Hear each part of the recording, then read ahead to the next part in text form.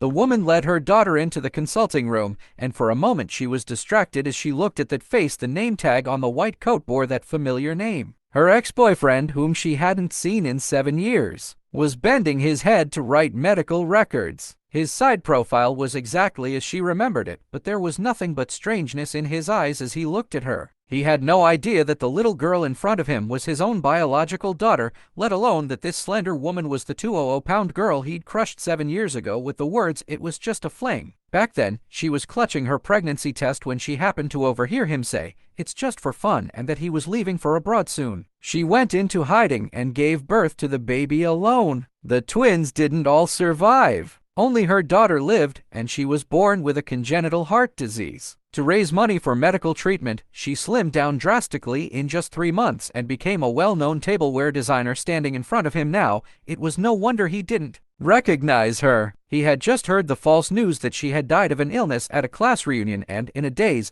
bumped into a woman's arms. As they pulled apart, the woman's boss happened to see them, and that boss was his blind date. The woman quickly explained that she was there to deliver documents, but was still severely reprimanded. When he noticed her swollen ankle, he picked her up without a second thought. This scene made his blind date's eyes turn as cold as ice. In the car, he stared at her profile, a strange sense of familiarity coming over him, and asked, "Have we met before?" The woman quickly denied it. He didn't press further, took her phone, saved his number in it, and said she could contact him the next time her child needed to see a doctor. She had just gotten home when her boss called her to the company. The boss lied, saying she was his girlfriend, and then forced her to deliver samples to a warehouse 50 miles away late at night. On the way back, the ride-hailing driver looked at her with increasingly lecherous eyes. She clutched her phone tightly and dialed his number. When no one came to meet her, the driver suddenly turned around and grabbed her. At that critical moment, he arrived, twisted the driver's wrist, took out his phone to call the police, and had the man taken away. The woman thanked him softly, but he seemed unsatisfied with a verbal thanks. She took him to a wonton stall and said to the boss, "2 bowls of wontons, one without shrimp shells." He froze instantly. 7 years ago, his girlfriend had always ordered for him like that. He suddenly grabbed her wrist and asked eagerly, "Who are you really?"